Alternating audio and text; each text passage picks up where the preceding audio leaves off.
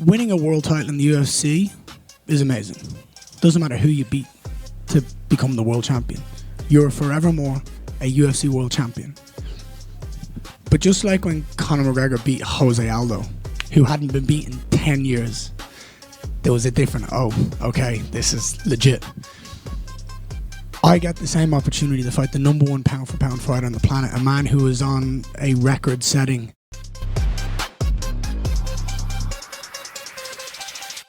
He's young, he's fresh, he's not had loads of damage or anything like that. He's not got a lot of miles on the clock. But then we're talking about Islam Makhachev, mate.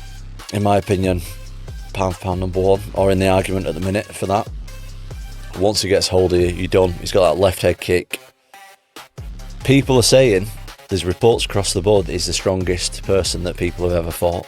Apparently he's so physically strong, which is something that you can't see on TV.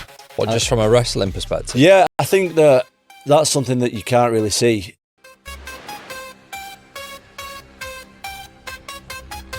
Yeah, well, I'm excited to get back to Philly. I haven't been there in a long time, so I'm actually flying there tomorrow.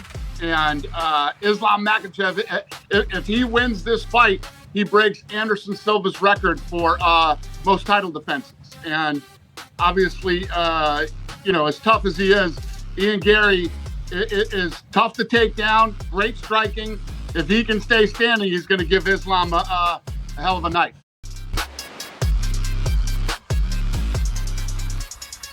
Octagon, he's the greatest lightweight champion we've ever seen. He's a two-weight world champion, and if he can win this fight on Saturday night, he breaks the longest consecutive win streak in UFC history.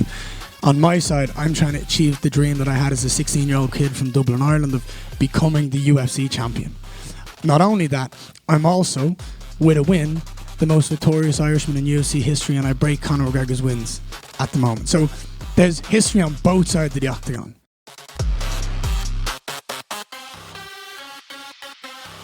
People are saying, there's reports across the board, he's the strongest person that people have ever fought. Apparently he's so physically strong, which is something that you can't see on TV. Well, just from a wrestling perspective? Yeah, I think that's something that you can't really see. I mean, when you watch an opponent, right, you can always see the speed that they move, the techniques that they use, and the game plans and all that kind of stuff. What you can't see is how strong somebody is physically.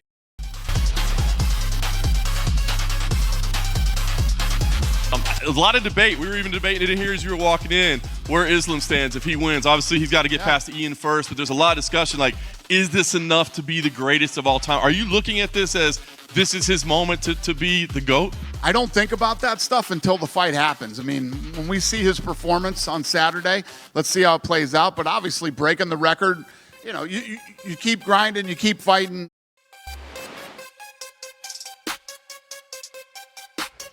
If he can stay standing, he's going to give Islam a hell of a night.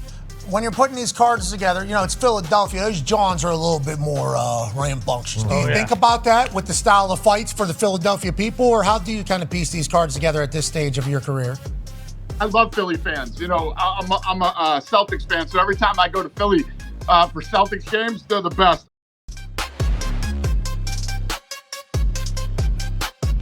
Strangely, I don't hear as much conversation about Islam being all-time best, even though I think he is putting together one of the all-time great resumes you've ever seen.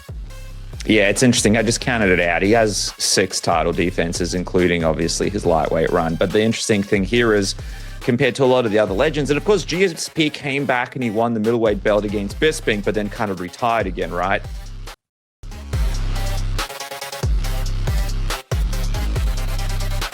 This is not like, Michael Bisping beats Luke Rockhold, let's give him Dan Henderson in Manchester, which was a tough fight for him, and he won. Very but that's tough not fight, yeah. But that's not, Yoel Romero, you know what I mean? Like, there was other names there. This is the fucking guy at the top of the list. Like, so for Islam to beat him is like king shit. You know what I mean?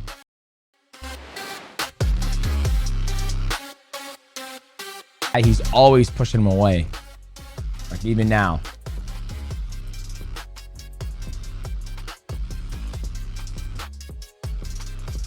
Okay, now he's on the clock. Oh, okay, now I get it.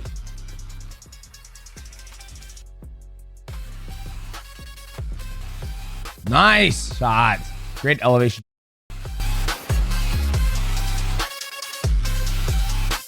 Maybe, bro. Osman also is not small guy. Janko is not also small guy. Between the game, they're both big, you know.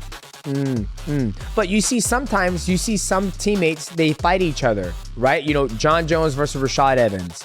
You also had Cyril Gane, I think he fought. No, Volkov fought another guy in the heavyweight division.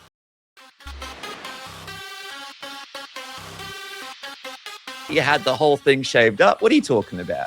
You know, young. Yeah, I mean, my hairline has not failed me yet, right? I'm doing all right. Oh, but beautiful, man. But yeah, Some of everything those else is genetics. failing. Just to be clear, yeah. Just quickly before we get off the lightweight division, Ali Abdelaziz told Mike Bonn, I believe, on MMA Junkie's MMA Junkie graphic that Justin Gaethje will fight in 2027.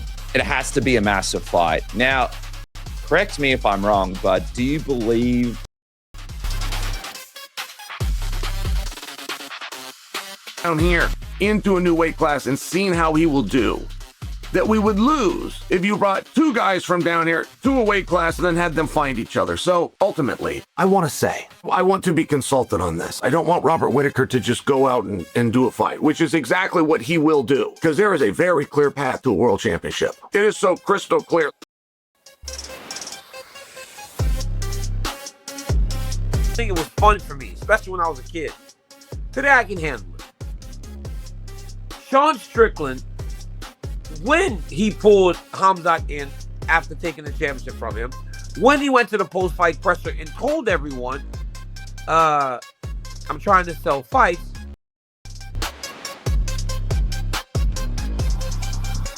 But ultimately, Ian has one way to win, which is a knockout on the feet. Islam has several paths to victory. I got to go with the champ in this one. Well, if you guys are right, then he will officially pass Anderson Silva for the most consecutive victories at 17. And like you said, the Dagestan and Ireland beef stays strong. Khabib McGregor watching this one. Coming up, UFC 330 breakdown continues. We're talking Mackenzie Dern making her first title defense on the other side.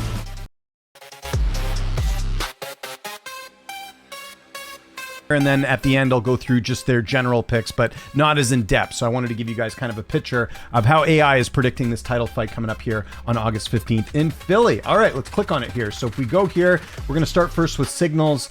And we're going to go to the Fight Signal AI. The Chuck Quality AI does favor Islam at 54.5%. The Chuck Balance favors Islam at 53.5%. And the Chuck Volume favors him at 59.1%. These are just Fight Signal AI ones as well.